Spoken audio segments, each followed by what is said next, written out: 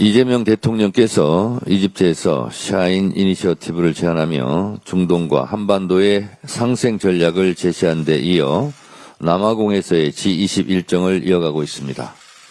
먼 길을 오가며 대한민국의 위상을 높이는 대통령의 노고에 감사와 응원의 마음을 전합니다. 남아공에서 이재명 대통령은 믹타 의장국으로서 멕시코, 인도네시아, 호주, 튀르키예 등 주요 중견국 정상국들과의 회동을 주재했습니다. 이 자리에서 이재명 대통령은 선진국과 개도국 간의 가교 역할로서 믹타의 중요성을 역설하고 협의체 간의 강한 공조로 다자주의를 회복하고 국제협력을 강화해야 한다는 메시지를 전했습니다. 인도, 브라질과의 정상회동, 프랑스, 독일 정상과의 회담도 진행했습니다. 독일과는 통일의 경험이라는 의제를, 프랑스와는 양국 관계를 전략적 동반자로 격상하자는 제안을 나누며 협력의 장을 열었습니다. G20 회의에서 가장 인상에 남는 이재명 대통령의 발언은 세계무역기구 WTO의 기능 회복은 우리 모두의 이익에 부합한다라는 것이었습니다.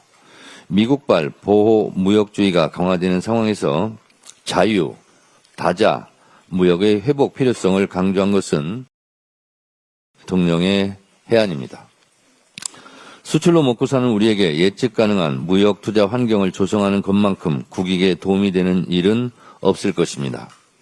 또한 이재명 대통령이 포용적 지속 가능한 성장을 위해 밝힌 세 가지 핵심 해법은 단순한 외교적 수사가 아닙니다.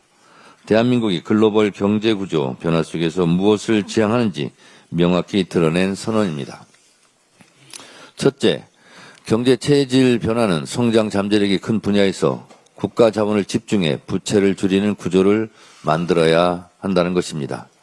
AI와 같은 미래 산업에 집중 투자해 총생산을 늘리고 국가 부채 비율을 낮추는 우리의 사례를 소개했습니다. 둘째, 예측 가능한 무역, 투자, 환경 조성을 위해 투자 과정에서의 행정 절차 간소화와 투명성을 높이기 위한 국제 규범이 필요하다는 것을 강조했습니다.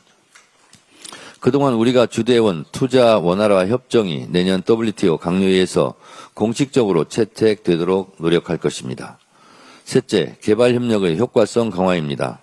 개도국의 성장이 세계 경제의 지속 가능성과 직결되는 만큼 국제 원조가 실질적 발전으로 이어져야 한다는 것을 상기시킨 것입니다. 세 가지 방안 모두 이재명 대통령의 실용적인 철학이 돋보인 제안이었습니다. 민주당은 대통령의 제안이 실질적인 성과로 이어질 수 있도록 정책들을 정비하고 국제적 협력을 강화할 것입니다. 외교 순방은 고도의 집중력과 헌신이 요구되는 대외 활동입니다. 국민들께서 쉬엄쉬엄 하는 대통령을 뽑은 것이 아니다라는 대통령의 말씀처럼 국민의 명령을 무겁게 받아들이고 책임있게 수행해 나가는 모습에 깊은 존경의 뜻을 표합니다. 이제 이재명 대통령께서는 마지막 순방지인 형제의 나라 튀르키예로 이동합니다. 남은 일정도 성공적으로 마무리하고 건강한 모습으로 귀국하길 바랍니다. 반성도 염치도 없는 국민의힘 행태에 분노를 금할 수가 없습니다. 벌써 다음 주면 윤석열의 불법 계엄 사태가 발생한 지 1년이 됩니다. 그러나 우리 국민들은 여전히 윤석열의 불법 계엄이 현재 진행형처럼 느낍니다. 내란은 아직도 끝나지 않았습니다. 곳곳에서 내란 옹호 의심 세력들이 준동하고 있습니다. 침대 축구를 일삼는 직위원 재판부로 인해 내란 속의 윤석열에 대한 재판은 지지부진하고 이로 인해 누구 하나 책임지지 않고 있습니다. 윤석열의 불법 계엄에 동조했던 국민의힘도 누구 하나 반성하지 않습니다. 그러면서 아스팔트로 나가 민생 회복과 법치 수호를 외치고 있으니 황당할 따름입니다. 위헌정당 해산 심판으로 길바닥에 나앉는 것을 미리 연습하는 건지는 모르겠으나 자신들이 망쳐놓은 민생과 법치를 부르짖다니 민망하지도 않은 모양입니다. 요즘 내란 재판 중계를 보면서 저런 사람이 대통령이었어? 라고 자괴감이 들으시는 국민이 많을 것입니다. 변명과 책임 회피, 품격제로의 윤석열을 보면서 아직도 윤 어게인을 외치는 자가 있다면 윤석열도 윤 어게인을 외치는 자들도 모두 모자란 사람들입니다. 아니 치졸하고 비겁한 반헌법, 반민주주의의 암적 존재들입니다. 고름은 살이 되지 않습니다. 짜내야 합니다. 국민의힘은 민생과 법치를 입에 올릴 자격도 없습니다. 이재명 정부의 국정 운영에 대해 어깃장을 놓고 흠집만 내려 하기 전에 윤석열의 12.3 불법 계엄 사태에 대해 제대로 사과하는 것이 먼저이고 순서입니다. 도리입니다. 윤석열의 불법 계엄에 동조한 자들이 스스로 잘못을 시인하고 반성하고 응분의 죗값을 치르는 것이 순리입니다.